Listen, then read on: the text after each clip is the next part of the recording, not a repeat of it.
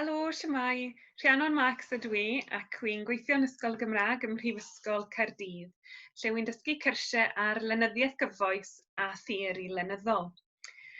Hoffwn i ddiolch yn fawr iawn i'r Eisteddfod am y cyfle i gyflwyno'r ddarlith amgen hon. Mae'n dreni mawr na fi modd crwydro'r maes yn Nhregaron eleni, ond wi'n edrych mlaen yn fawr at wneud y flwyddyn nesaf. Ac un y fi'n byw am flynyddoedd yng Ngheredigion ac yn darlithio ym Mhrifysgol Aberystwyth yw testun fy narlith i heddi, sef y Lenor am Ryddawn Mihangel Morgan. A'r hyn hoffwn i wneud yw ystyried agweddau ar ei waith yng nghyd-destun y teitl anrydeddus a roddwyd iddo gan y diweddar John Rowland, sef Fandal o Lenor.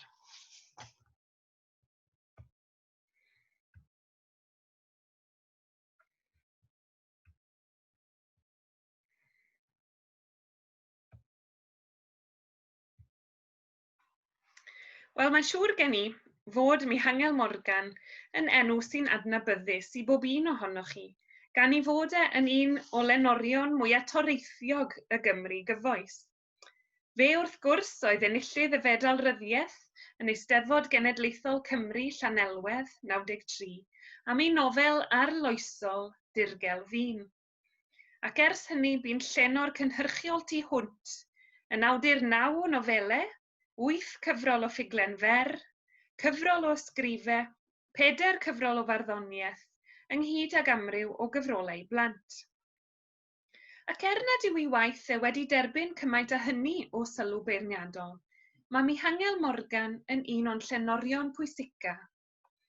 Fe chwaraeodd ran allweddol yn yr hyn a alwodd John Rowland yn ddadenu rhyddiaeth yn ystod y 90au, gan fynd â llenyddiaeth Gymraeg i gyfeiriadau cyffroes o ran thema ac arddull. Falle fod Mihangel Morgan yn enw cyfarwydd i rai ohonoch chi wedi chi astudio ei waith yn yr ysgol. Dyna'n wir fi fy hanes i. Rwy'n cofio gwirioni ar y nofel dan gadarn goncrit wrth astudio lefel A Cymraeg. Yn arbennig y cymeriadau hynod hynny, Mama Losin a Tada Pwdin Mawr, a'r cast lliwgar yna o ddarlithwyr a gaiff eu portreadu ynddi. Felly, mae rhaid fi gyfaddau, ydw wy'n dipyn o ffan o waith Mihangel ers blynyddoedd bellach, ac wedi llwcio i gyfrolau fesul un wrth iddyn nhw ymddangos, a mwynhau'r hiwmor a'i natur chwareus ac arbrofol. Dewis amlwg i mi felly ar gyfer prosiect ymchwil oedd troi at ei waith creadigol i'w archwilio'n fanylach. A dros y 4 blynedd diwetha, rwy wedi bod yn gweithio ar lyfr, welwch chi y clawr yn fan hyn, y llyfr yn trafod agweddau ar waith Mihangel Morgan, gan ganolbwyntio ar ei gyfraniad i faes y stori fer yng Nghymru. A dyma gipolwg i chi ar y clawr.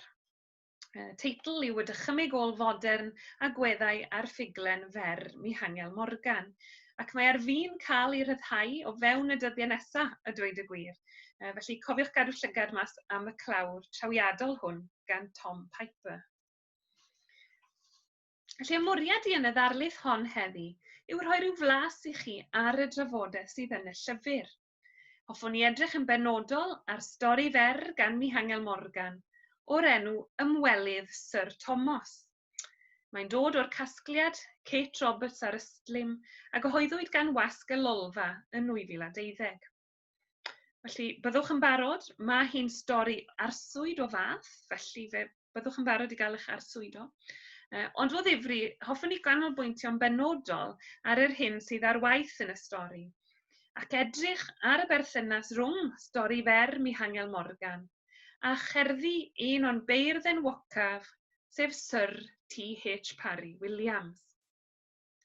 Ac cyn gorffen, hoffwn i ystyried beth mae'r stori ma'n ei ddweud wrthyn ni am natur ôl fodernïaeth yng Nghymru, ac ystyried y cwestiwn pwysig hwnnw.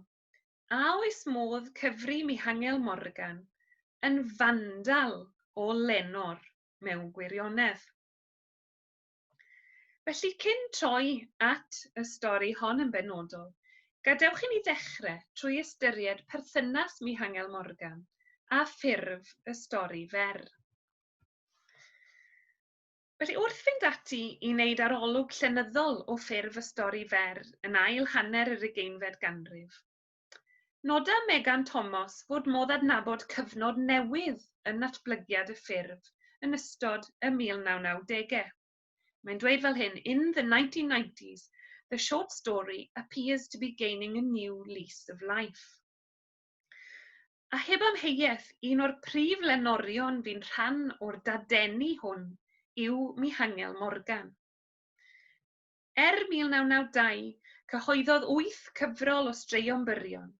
I gyfrol gyntaf, yr hen lwybr a storïau eraill, yn ymddangos y 1992. A'r gyfrol ddiweddara o ffuglen fer, mi ellid dadle, sef 60, yn ymddangos yn 2017. Ac mae'r modd mae e'n mynd ati ar brofi a ffurf y stori fer yn y 90au cynnar mewn cyfrolau fel 7 Pechod Marwol, Te gyda'r Frenhines a Tair Ochr y Geiniog yn arwyddocaol o ran arddull a dulliau naratif, a hefyd o ran cynnwys thematig.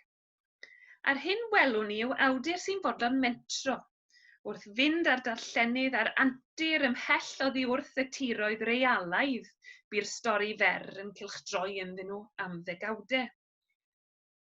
Fe ddath i ddarllenwyr i ddisgwyl yr annisgwyl, ac yn y cyfrolau hyn cawn deithiau i fydoedd sy'n peri ni ofyn yn aml beth sy'n real. I ni hefyd yn cael testunau sy'n archwilio hunaniaeth mewn ffordd amlweddog ac yn rhoi llais i'r hunaniaeth hoiw ac i'r ywioldeb yn benodol. I ni hefyd yn cael ailwead creadigol, neu pastiche os licwch chi, o destunau canonaidd Cymraeg. Ynghyd â dos dda o feta ffuglen, hynny yw naratifau sy'n hunan ymwybodol ac yn tynnu sylw'n aml at eu prosesau hunain. Mewn cyfweliad â fi, fe ddisgrifiodd Mihangel Morgan ei hun fel Lenor llenyddol ac ychwanegodd nad difyrrwch yn unig yw llenydda, ond ymwneud â llenyddiaeth. Hynny yw, mae e'n un sy'n ymateb i lenyddiaeth yn ei waith, a heb amheuaeth un o'n nodweddion mwyaf amlwg i ryddiaeth yn y 90au yw'r modd mae'n mynd ati i barodio ac i ddychanu testunau canonaidd Cymraeg. I ni'n gweld hyn yn arbennig yn ei gasgliad Te gyda'r Frenhines, ac mae'n werth i ni oedi gyda hon am enid gan ei bod hi'n galeidosgop o gyfrol ac yn un arwyddocaol iawn yn natblygiad y stori fer yn y 90au. Ar hyn mae'r gyfrol hon, Te gyda'r Frenhines, yn ei wneud yn ei chyfanrwydd yw arbrofi a phosibiliadau ffurf y stori fer. Mae ymaddyddiadur, ysgrif greadigol, traethawd yn wir, sy'n peri rhywun ofyn a oes modd diffinio'r stori fer o gwbl.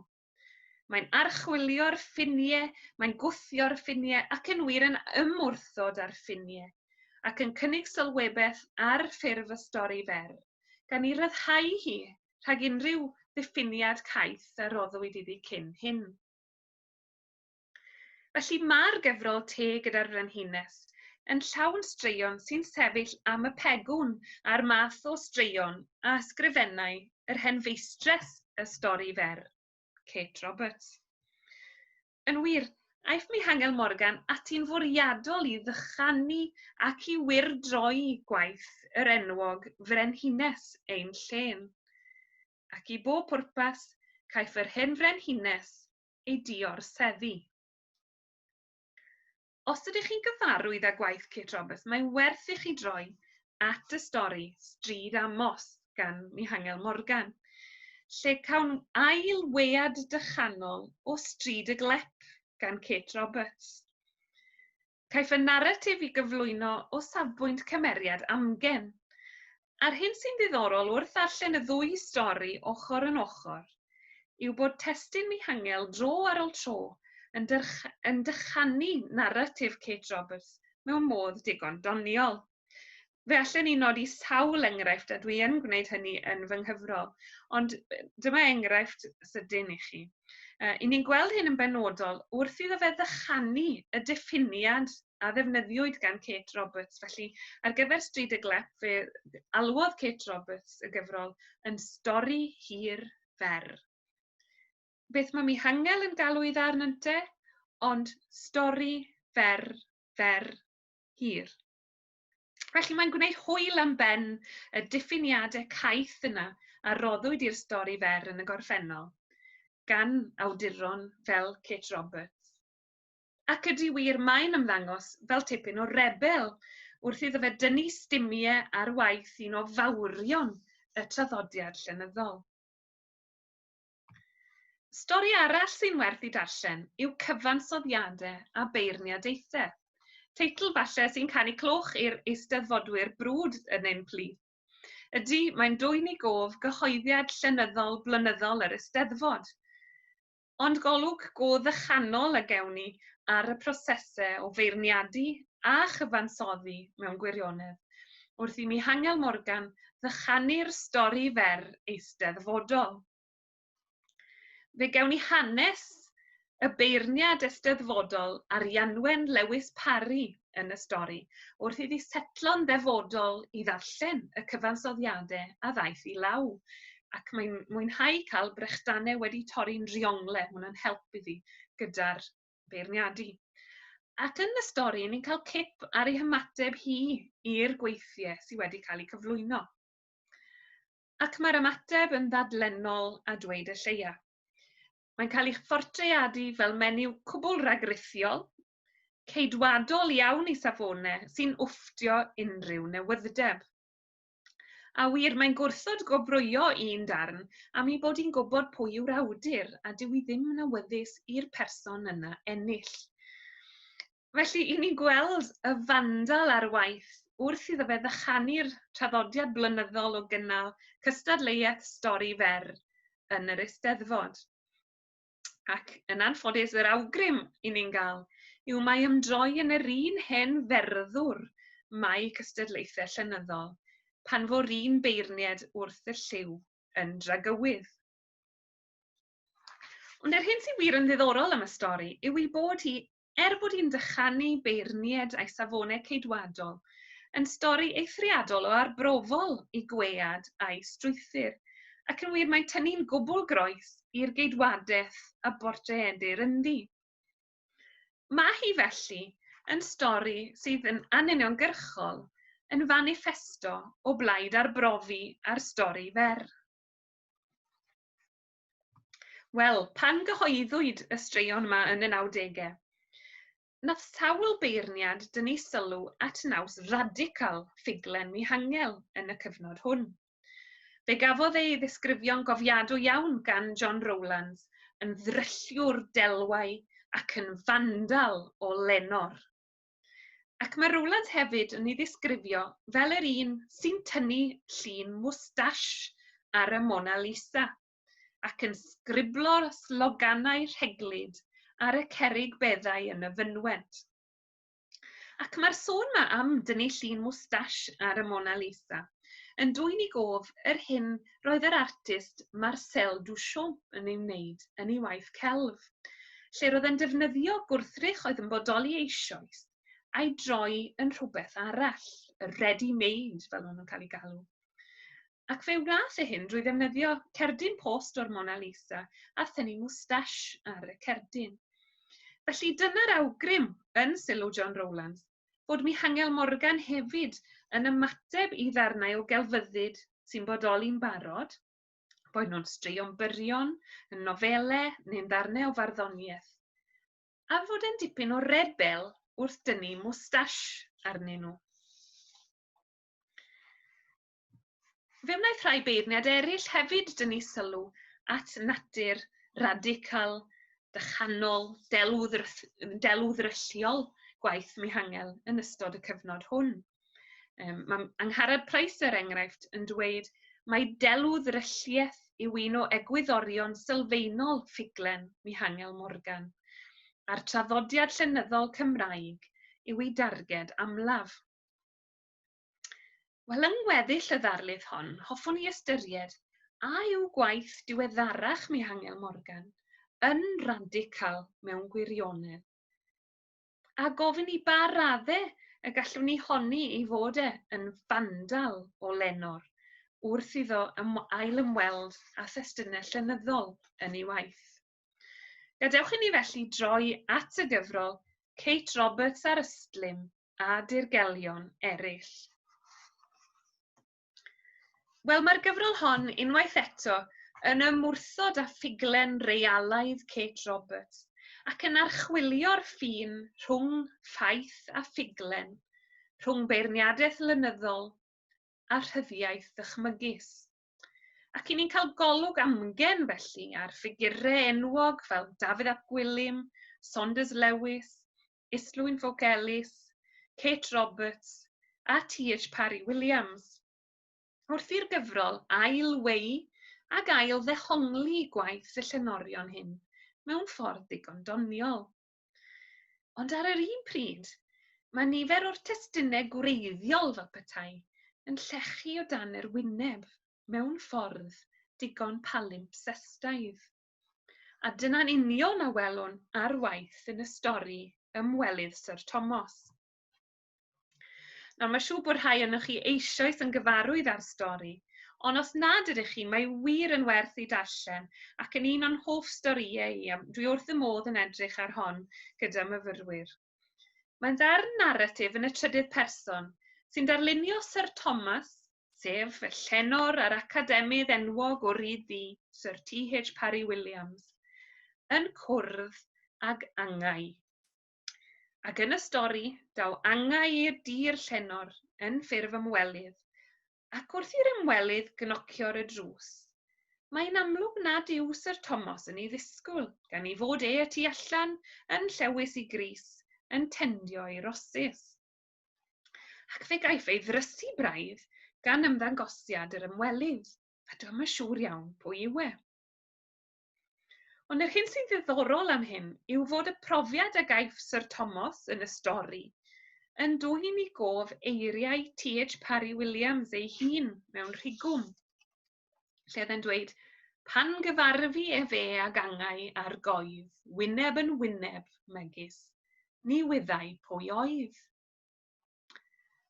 Ac yn y stori, ceisia Sir Thomas ddyfalu pwy yw'r ymwelydd yn ddigon doniol. Ac mae'n dweud fel hyn, tybiai Sir Thomas am eiliad, taw Saunders Lewis oedd hwn, ond yna fe gofiodd fod Mr Lewis yn fyrrach nag ef ei hun. Roedd ei gyn-gydweithiwr Gwenallt yn tain fyr hefyd, ond oedd Llenorion Cymru yn un criw mawr o gorechod.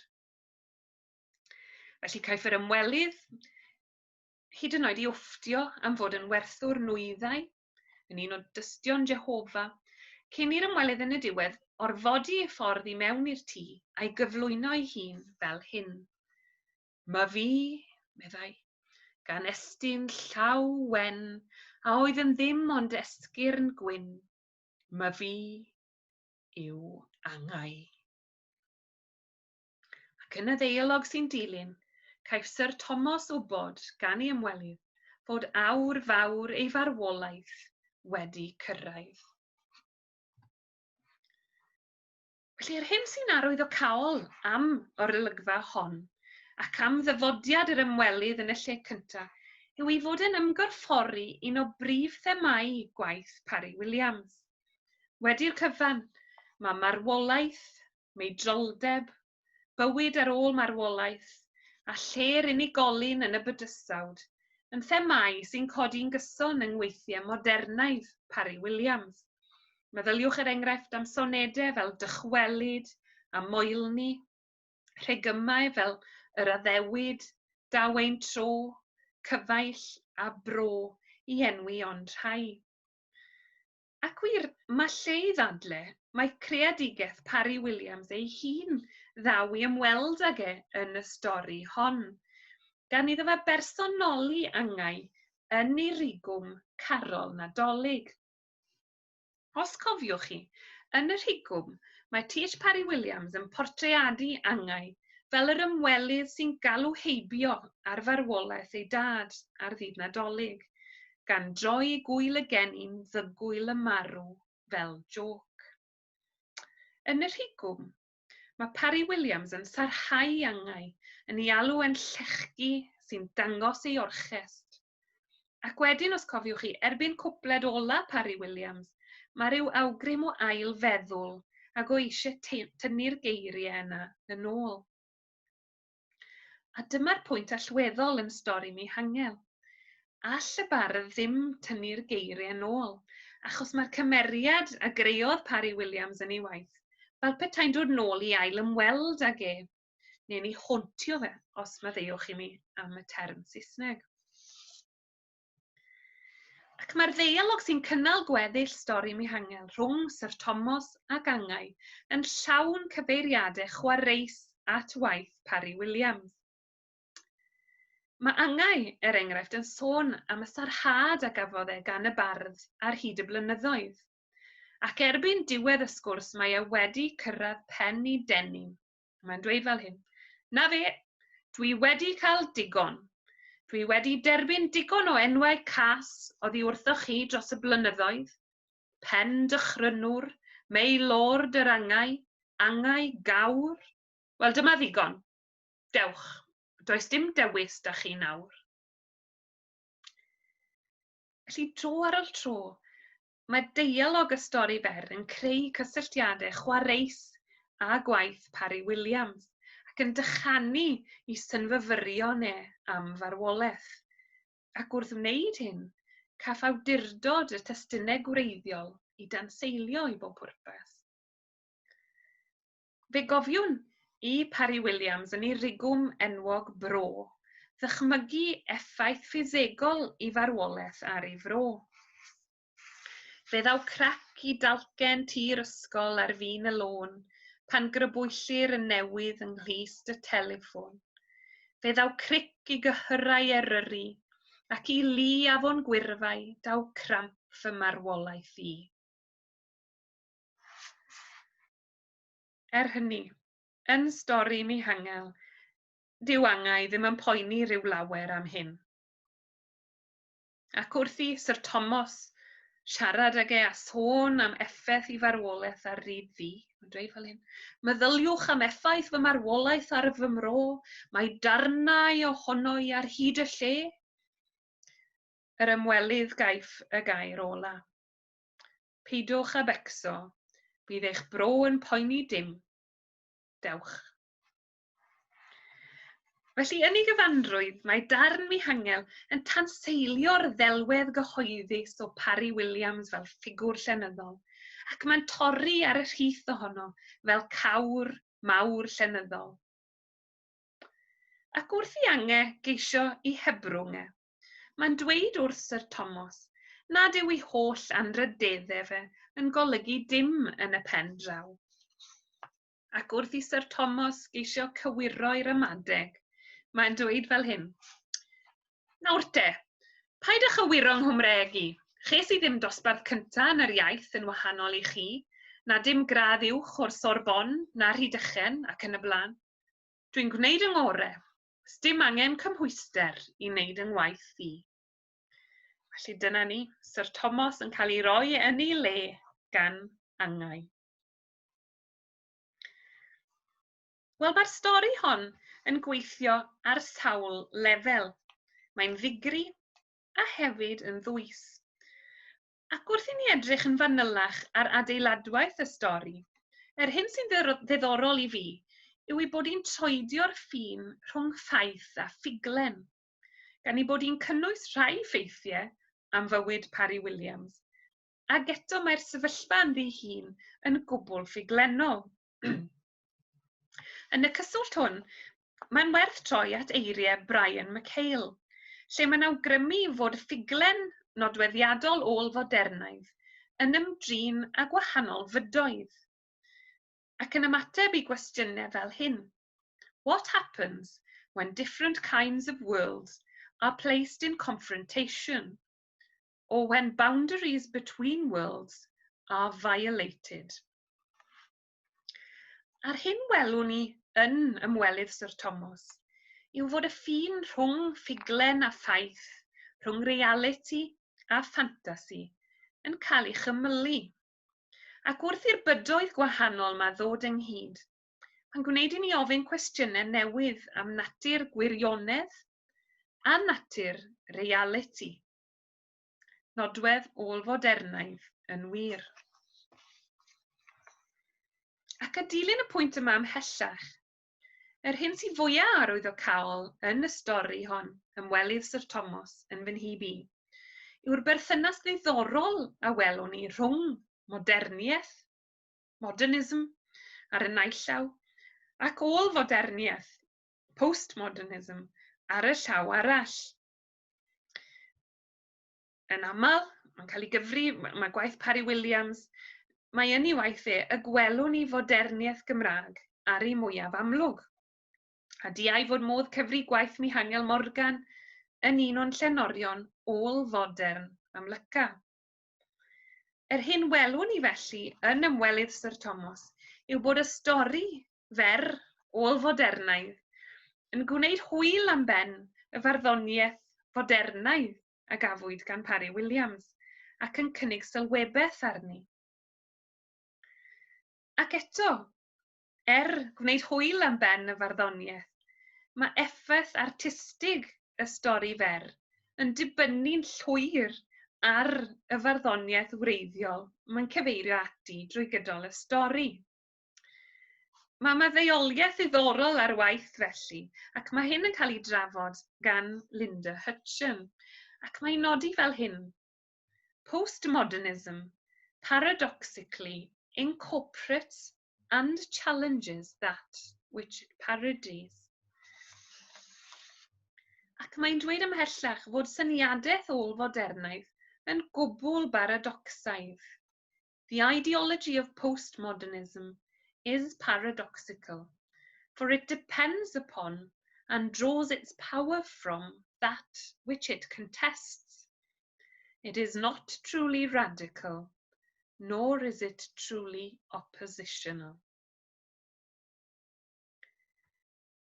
Felly os trown ni nôl at stori fer Mihangel, mae modd dadle bod y ffordd mae'n tynnu ar farddoniaeth Parry Williams nid yn unig yn fodd o ddychanu'r traddodiad llenyddol, ond hefyd mewn ffordd anuniongyrchol mae ar yr un pryd yn atgyfnerthu'r traddodiad llenyddol. Ac wir, mi fyddwn ni'n dadle bod y stori hon ymwelydd Sir Thomas ynghyd â thestynau eraill y gyfrol Kate Roberts ar Ystlyn, mewn gwirionedd yn gwahodd darllenwyr yn ôl at y testynau gwreiddiol mae'r storïau'n cyfeirio atyn nhw. Wrth iddo fe drafod llenyddiaeth ôl-fodernaidd, mae Mark Curry yn nodi fel hyn. Newness was the leading value of literary modernism, whereas postmodern literature obsessively revisits and rereads its own past. A dyna hoffwn i ddadle sy ar waith yn y stori hon. Bod ymwelydd Sir Thomas yn ymddangos yn radical yn y ffordd mae'n dychanu gwaith Parry Williams yn troi'r cawr mawr llenyddol yma yn feidrolyn. Mewn gwirionedd, mae'n destun llenyddol sy'n ail ymweld â'r gorffennol ac yn ei ail ddarllen.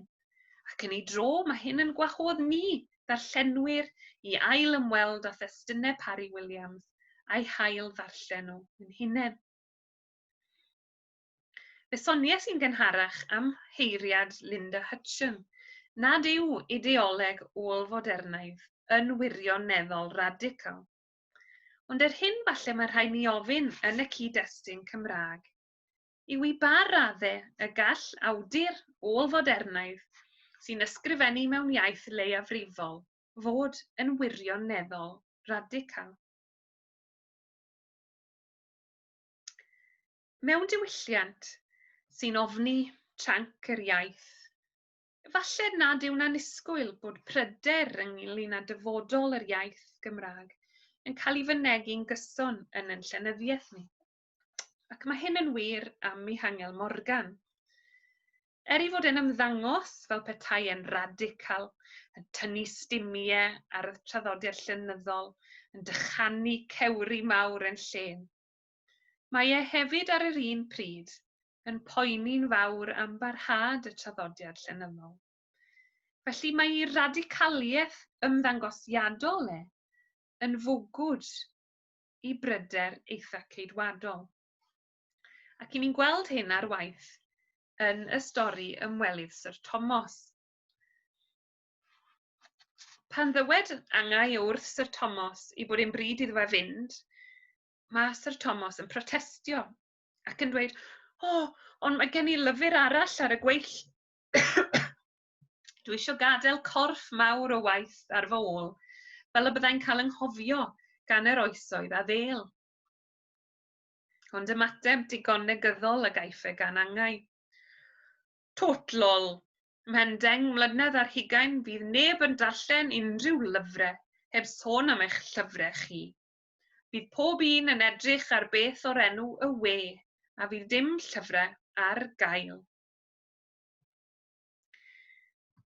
Ac wrth I Sir Thomas ofyn, ond beth am y brifwyl? Peidiwch â dweud nad oes dim dyfodol disglair i'n hanwyl brifwl? Meddai Sir Thomas yn y gobaith o gadw'r ddrychiolaeth I siarad am dipyn eto. Yr ateb swta a gaiff e gan angau yw hyn. Yn y dyfodol, dim ond pobl yn eu 50au, eu 60au a'i 70au bydd yn cystadlu ac yn ennill y prif wobrau. Fe fydd hi'n llusgo byw am dipyn yn yr 11 ganrif ar hugain, cyn chwythu fflwc. Ymateb Sir Thomas yw, gadewch I mi eistedd, rwy'n dechrau simsanu braidd. Felly mae'r stori, gweitha ei hiwmor tywyll, hefyd yn codi cwestiynau gwirioneddol bwysig a difrifol. Cwestiynau am ddyfodol sefydliadau diwylliannol fel yr Eisteddfod, ond hefyd am ddyfodol diwylliant llenyddol Cymru a dyfodol y gymuned ddarllen Gymraeg. Yr hyn sy'n fwyaf brawychus efallai yw rhagolwg llwm ynghylch y dyfodol, lle nad yw pobl ifanc yn cyfrannu ac yn arbrofi ac yn cyhoeddi yn llenyddol trwy gyfrwng y Gymraeg.